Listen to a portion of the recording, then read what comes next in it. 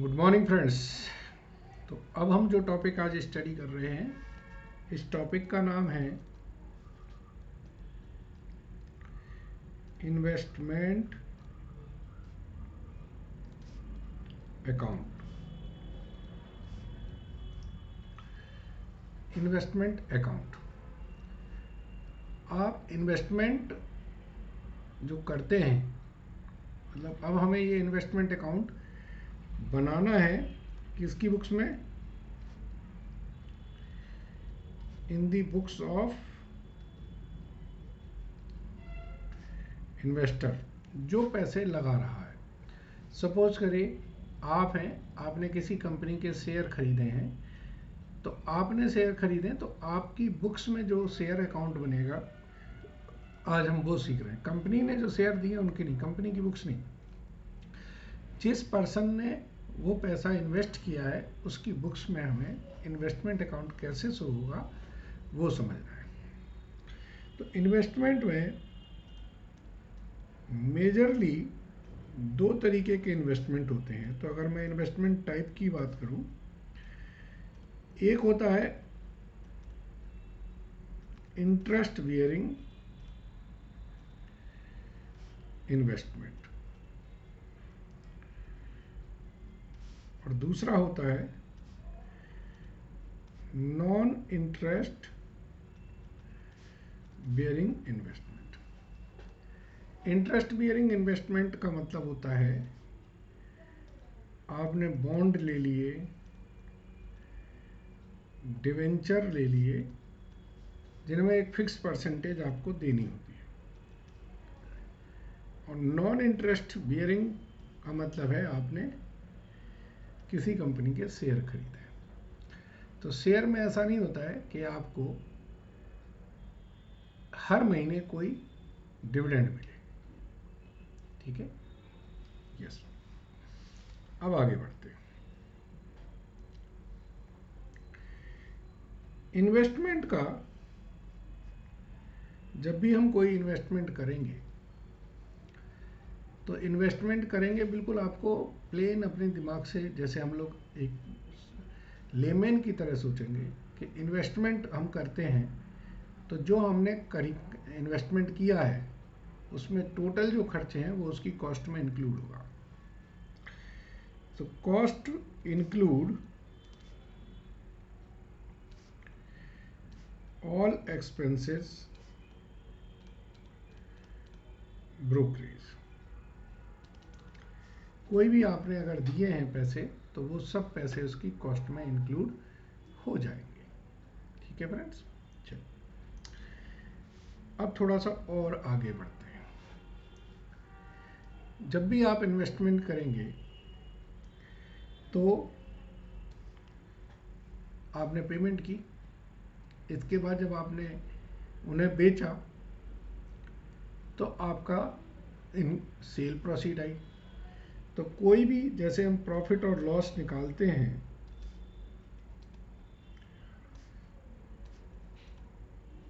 उसका बड़ा सिंपल तरीका है, net cell proceed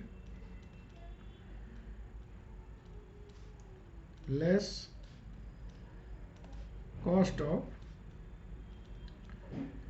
investment sold. Word मैंने यहां लगा दिया सोल्ड। अब आप कहोगे सर इसका मतलब क्या हुआ, तो मैं मतलब बता देता हूं, क्योंकि ये बहुत बेसिक कंसेप्ट हैं जो हम लोग टेक्निकलिटी में फंस के भूल जाते हैं। सपोज कर लीजिए हमने परचेज किए हैं 3000 इक्विटी शेयर और इनकी जो कॉस्ट है वो 36,000 रुपीज़ है। हमने ब्रोकरेज दिए 1% से, तो 3600 हमने ब्रोकरेज दे दी। तो अब 3000 शेयर की जो कॉस्ट है वो कितनी हो गई? 3,63,600। ये हमारी 3000 शेयर की कॉस्ट आई। अब आपने बेचे जो हैं, बेचे आपने 2000 शेयर हैं,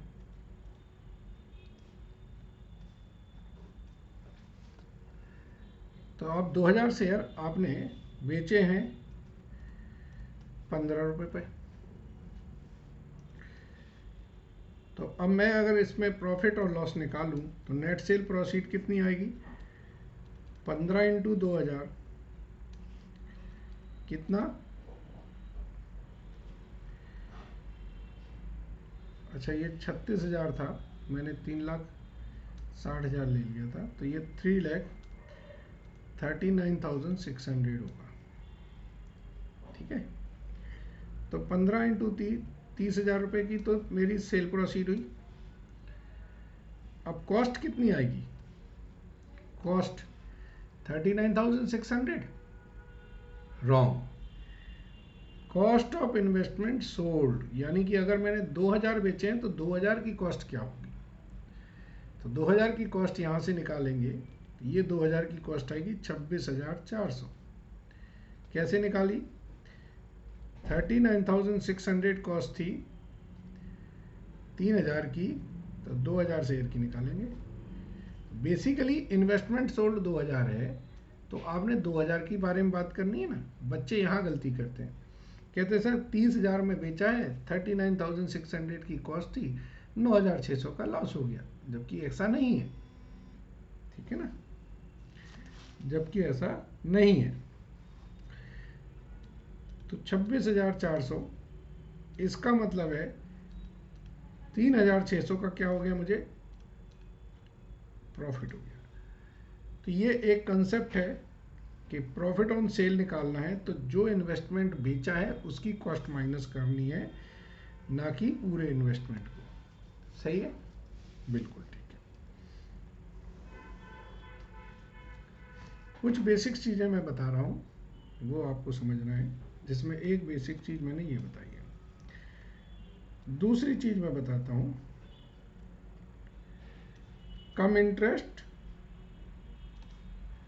और एक्स इंटरेस्ट का कंसेप्ट क्या है। कम इंटरेस्ट और एक्स इंटरेस्ट, यानी कि कम इंटरेस्ट और एक्स इंटरेस्ट ये किस में आएंगे, ये जो भी आपकी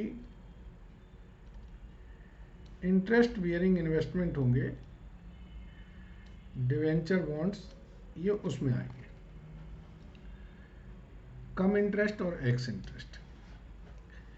कम का मतलब होता है इंक्लूडिंग,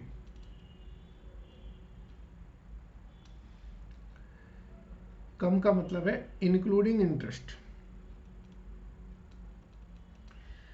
तो और एक्स का मतलब क्या होगा, एक्सक्लूडिंग इंटरेस्ट। कम का मतलब है इंटरेस्ट इसमें इंक्लूड है, और एक्स का मतलब है इंटरेस्ट इसमें इंक्लूड नहीं है। मैं दो एग्जांपल लेता हूं। Purchased 400 12% debenture at 105 cum interest on 1 November 2018। ठीक है, interest dates are 30th September and 31st March each year। अब मैंने इसमें कंसेप्ट क्या दिया कि आपने 412% डिवेंचर खरीदे 105 पे, लेकिन जो प्राइस है वो क्या है आपकी,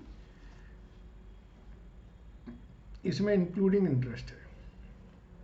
तो इसका मतलब है कि जिससे भी आपने खरीदे हैं उसको लास्ट इंटरेस्ट कौन सा मिला होगा, 30 सितंबर का इंटरेस्ट मिला होगा। आपने लिया 1 नवंबर को, इसका मतलब है वो आपसे 30 सितंबर से 1 नवंबर तक का ब्याज मांगेगा, क्योंकि उस पर उसकी एलिजिबिलिटी है। यस, सो जब आप कोई भी बॉन्ड या डिवेंचर खरीदेंगे तो आप यहाँ पे लिखेंगे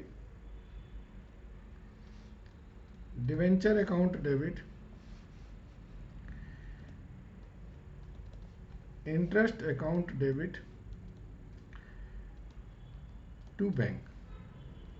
ठीक है, debenture account debit, interest account debit to bank. Bank में हमेशा आपकी कम इंटरेस्ट की प्राइस आएगी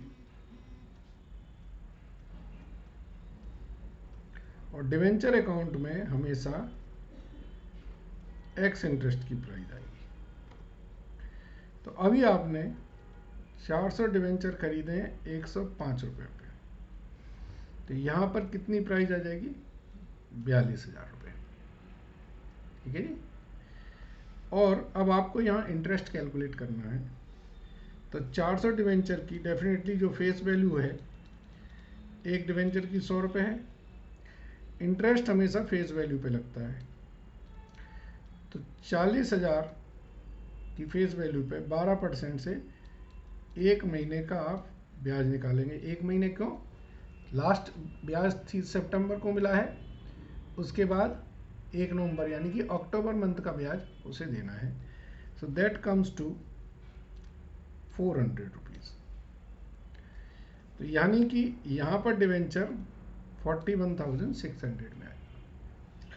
चूँकि आप इन्वेस्टमेंट अकाउंट बना रहे हैं तो आप 12% डिवेंचर ना लिख के आप लिखेंगे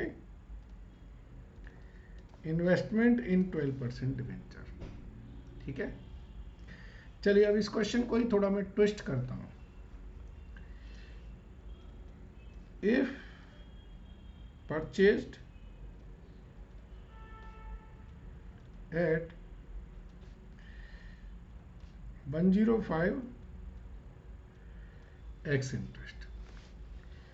अब मैं इसी क्वेश्चन में मैंने चेंज कर दिया कि अगर ये 105 कम इंटरेस्ट ना होके अगर 105 एक्स इंटरेस्ट होती। आप समझ तो गए ही हैं, फिर भी मैं बता तो दूं। एंट्री होगी debenture account debit, interest account debit to bank. ठीक है ना। अब मैंने कुछ बताया था कि डिवेंचर में हम कौन सी वैल्यू लिखते हैं? एक्स। तो यहां पर अब एक्स वैल्यू आ जाएगी 42,000। ब्याज हमारा कैलकुलेट हो गया था 42,400। कम बैंक में हमेशा कम आएगी, तो डिपेंड करता है क्वेश्चन में आपको कम इंटरेस्ट प्राइस दी है कि एक्स इंटरेस्ट। अगर कम इंटरेस्ट प्राइस दी है तो आपका मतलब है कि उसमें इंटरेस्ट इंक्लूड है, तो वो प्राइस आप बैंक में लिख दीजिए और इंटरेस्ट हटा के प्राइस बाकी एक्स इंटरेस्ट प्राइस निकाल दीजिए। और अगर एक्स इंटरेस्ट प्राइस दिए तो सीधी सीधी एक्स इंटरेस्ट आप इन्वेस्टमेंट में लिखिए और बाकी का जो वैल्यू है ब्याज जोड़ के पेमेंट कर दीजिए। ठीक है, कुछ थोड़े बहुत कंसेप्ट मैं इससे क्लियर कर दूंगा और बाकी के कॉन्सेप्ट आपको क्वेश्चंस करके ही क्लियर होंगे। ठीक है जी। चलिए अब तीसरा अगला कंसेप्ट पढ़ते हैं हम लोग। शेयर्स के केस में दो चीजें होती हैं, एक होता है बोनस शेयर। बोनस शेयर जब भी आपको रिसीव्ड होंगे तो इनकी कॉस्ट जो बोनस शेयर की होगी वो क्या होगी? नील होगी। तो आप शेयर्स के कॉलम में, नंबर्स के कॉलम में आप डाल देंगे बोनस शेयर और कॉस्ट उनकी आप नील लिखेंगे। दूसरा केस है राइट शेयर का। राइट शेयर क्या है? अगर आप पहले से एग्जिस्टिंग शेयर होल्डर हैं और कंपनी फिर फर्दर इशू करती है तो वो एग्जिस्टिंग शेयर होल्डर को कम प्राइस पर देती है। ठीक है। सो जो राइट शेयर्स हैं इनमें दो ऑप्शन होते हैं। एक है कि राइट शेयर आपने परचेज किए। अगर राइट शेयर आपने परचेज किए हैं तो उसमें तो कोई दिक्कत ही नहीं है। जितने में आपने परचेज किए हैं, investment in share to bank. लेकिन अगर आपने राइट सोल्ड कर दिया, यहाँ वर्ड ध्यान दीजिए, ये राइट शेयर लिखा है मैंने, यहाँ पर राइट लिखा लिखा, मतलब आपने अपना राइट बेच दिया, क्योंकि आपको एक शेयर पर 10 रुपये का फायदा हो रहा था। आपने किसी मार्केट में किसी पर्सन को दिया कि ना देख, मेरे पास ये शेयर इतने सस्ते में खरीदने का राइट है, तुझे चाहिए? उसने कहा ठीक है दो। तो क्या तुमने कहा कि देखो तुम्हें 10 रुपये का फायदा है, मुझे तुम 6 रुपये दे दो। जितने में भी बात तय हो गई, आपने अपना राइट उस बंदे को बेच दिया। तो right sold to third person. तो बेसिकली आपको पैसा मिला, तो बैंक अकाउंट डेबिट, ये सीधा सीधा P&L में जाना चाहिए। लेकिन यहाँ एक केस है, इसलिए मैंने इसको अलग से बनाने की कोशिश की है। एक शेयर परचेज्ड एक्स राइट। जब आपने शेयर खरीदे थे तब आपने राइट के साथ में नहीं खरीदे थे, तो फिर जो भी सेल ऑफ राइट है, राइट को बेचने से जो भी इनकम है वो P&L का पार्ट है। लेकिन अगर आपने जब शुरू में share, original share word use करें,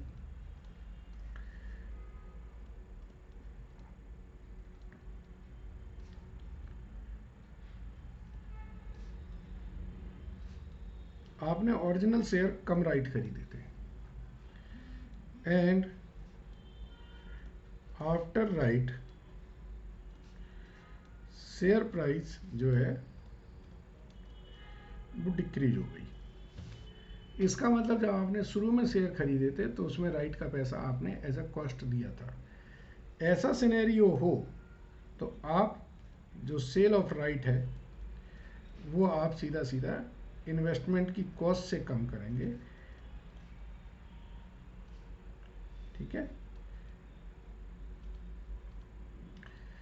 तो इसमें कन्फ्यूजन बहुत होता है। क्यों कन्फ्यूजन होता है? क्योंकि क्वेश्चन में क्लैरिटी नहीं दी रहती। जब क्लैरिटी नहीं है देन आप ये अप्लाई करें। इफ नो इंफॉर्मेशन, आप सीधा सीधा सेल ऑफ राइट को प्रॉफिट एंड लॉस में डालें, बात खत्म करें। ठीक है, चलिए अब सेल ऑफ राइट हो गया। अब तीसरे केस में जो कंसेप्ट समझना है वो है डिविडेंड का। डिविडेंड हमें मिलता है शेयर पे, तो इसमें दो केस हैं। एक है प्री एक्विजन,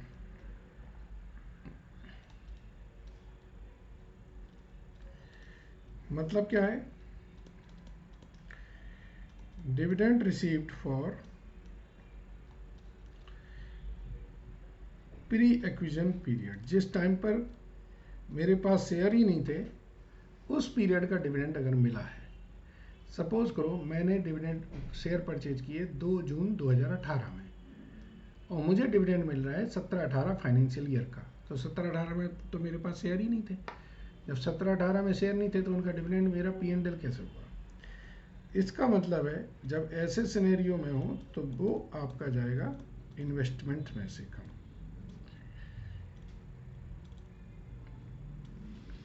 ठीक है, और अगर पोस्ट एक्विजन का है तो वो सीधा आपका P&L में जाएगा। ठीक है, सो थोड़े से कंसेप्ट AS 13 के भी मैं समझा दूं। ठीक है,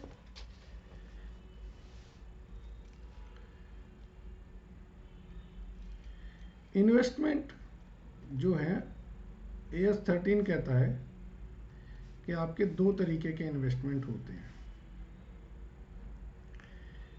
एक होता है करंट और एक होते हैं लॉन्ग टर्म। फर्क सिर्फ इन दोनों का है, इनकी इंटेंशन क्या है। If intention to hold for short term है तो वो करंट है। इंटेंशन इन्वेस्टमेंट का नहीं होता, आप किस पर्पज से खरीद रहे हैं इस पर डिपेंड करता है। अब अगर आपने करंट इन्वेस्टमेंट है तो बैलेंस शीट में 31 मार्च को जब वैल्यूएशन होगी तो इसकी होगी कॉस्ट और fair value which ever lower. मतलब आपका अगर मार्केट वैल्यू कम हो गई है तो फिर आप उसका इम्पैक्ट डालें। अगर आपके इन्वेस्टमेंट लॉन्ग टर्म पर्पज से है तो आप कॉस्ट पे ही रिकॉर्ड करेंगे irrespective of the market value.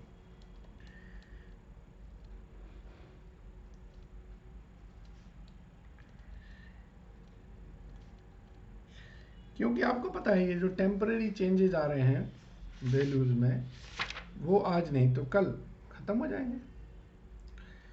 अब कब हम रिडक्शन करेंगे? रिडक्शन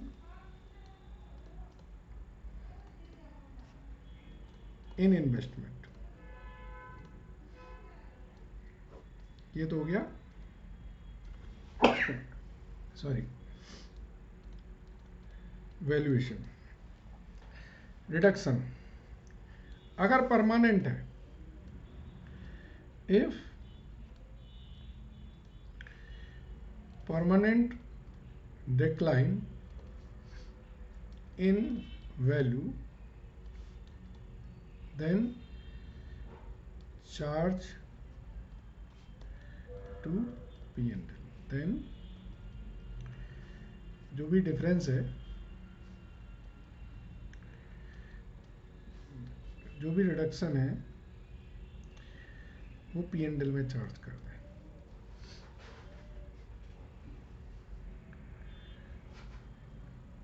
और रिडक्शन और reversal to fair value transfer to P&L। ठीक है जी। तो ये कुछ बेसिक कंसेप्ट हैं जो मैंने बताए। बाकी क्वेश्चंस करके हमें और क्लैरिटी आएगी। मैं एक बार रिवाइज करा देता हूँ। इन्वेस्टमेंट अकाउंट्स हमारे दो तरीके के इन्वेस्टमेंट होते हैं, एक जो इंटरेस्ट है और एक जो इंटरेस्ट जिन पे नहीं है। प्रॉफिट ऑन सेल जब हम निकालेंगे तो हम सेल में से कॉस्ट ऑफ इन्वेस्टमेंट सोल्ड बेचेंगे, जितने बेचे हैं वो। कम इंटरेस्ट एक इंटरेस्ट बताया मैंने। कम इंटरेस्ट का मतलब है जिसमें इंटरेस्ट हमारा इंक्लूड है। एंट्री हमारी डिवेंचर इन्वेस्टमेंट पर हमेशा एक्स इंटरेस्ट होगी, इंटरेस्ट को हम अलग से लिखेंगे। ठीक है। इसके बाद मैंने आपको बोनस शेयर बताया। बोनस शेयर की कोई कॉस्ट की एंट्री नहीं होती है। राइट शेयर अगर हम परचेज करते हैं तो सिंपल एंट्री है, अगर राइट को हम बेचते हैं तो P&L में ट्रांसफ़र कर दें। जो हमने ओरिजिनल शेयर राइट के साथ खरीदे हों तो फिर इन्वेस्टमेंट में ट्रांसफ़र करें। डिविडेंड अगर आपका एक्विजन से पहले के पीरियड का है तो इन्वेस्टमेंट में ट्रांसफ़र करें। डिविडेंड अगर एक्विजन के बाद के पीरियड का है तो P&L में ट्रांसफ़र करें। फिर वैल्यूएशन की AS 13 कहता है आपके इन्वेस्टमेंट दो तरीके के हो सकते हैं, या तो करंट या लॉन्ग टर्म। करंट और लॉन्ग टर्म में सिर्फ फ़र्क इंटेंशन का है। अगर आप इंटेंशन लॉन्ग टर्म पर्पज के लिए रखना चाहते हैं तो लॉन्ग टर्म है, इंटेंशन आपकी शॉर्ट टर्म रखने की है तो शॉर्ट टर्म है। 31 मार्च को जब हम वैल्यूएशन करेंगे तो लॉन्ग टर्म आपका कॉस्ट पे होगा, मार्केट वैल्यू कुछ भी हो। शॉर्ट टर्म या करंट इन्वेस्टमेंट आपके कॉस्ट और fair value which ever is lower होगा। अगर कोई परमानेंट डिक्लाइन है तो फिर आपका रिडक्शन कर दिया जाएगा लॉन्ग टर्म में। शॉर्ट टर्म में आपका रिडक्शन या रिवर्सल जो होगा वो ट्रांसफर टू P&L से होगा। ठीक है। कुछ क्वेश्चंस करेंगे, उससे और क्लैरिटी आएगी।